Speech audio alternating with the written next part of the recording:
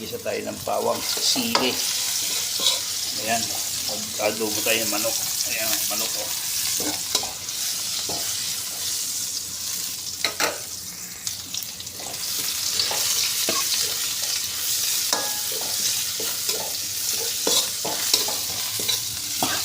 Tapang mo amoy yung ano. Bawang, sili.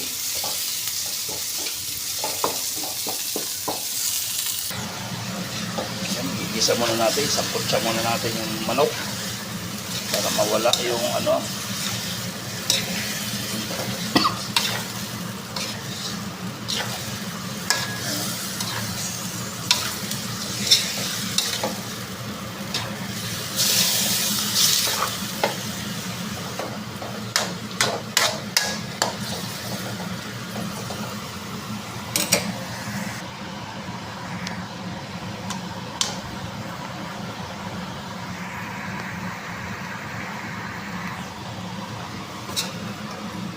Yan, samputsa pa natin. Ganyan lang yan. Sa lumambot. Adobong manok, patutuyuin natin yan, lakay. Yung adobo natin, lagyan na natin ng tuyo, patuyuin na lang natin to. Tapos mamaya pagtuyo na, tsaka natin lalagyan ng dagdag sarap.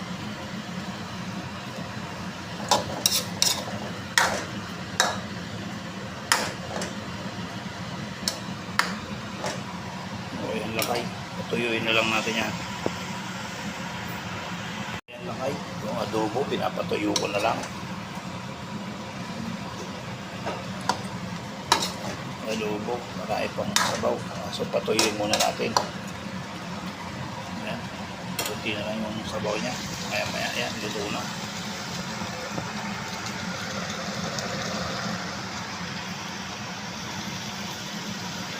Ay, malapit na matuyo. Ilang minuto na lang. Ayan, lakay. Lagyan na natin tong dahon ng dahon. Ewan ko anong dahon to. Ayan. Lagyan natin. Para pampabango. Oo, laurel pala yun.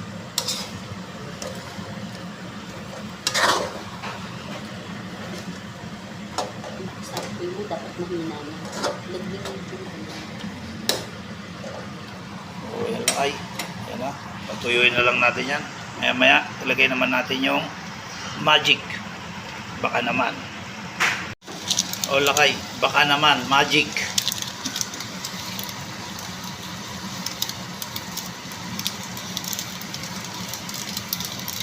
Baka naman. O yan na lakay.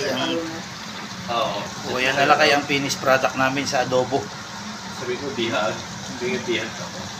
O yan lakay, magmamanti-manti ka na. Pwede na yan. Ayan ang paborito ni gusto ni Jello, magmamanti-manti ka. Ayan, wala si Jerry tsaka si ano dito, Camacho. Ito na lakay ang finished product natin ng adobo. Ayan na, magmamanti ka na. Magmantikahan pa natin ng konti.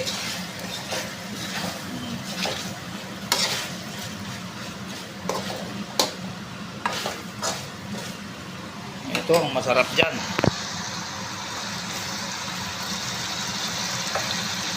Ito ang masarap dyan. Yun o. Yan na lakay. Oh, God bless. Ingat-ingat lagi tayo. Jorn.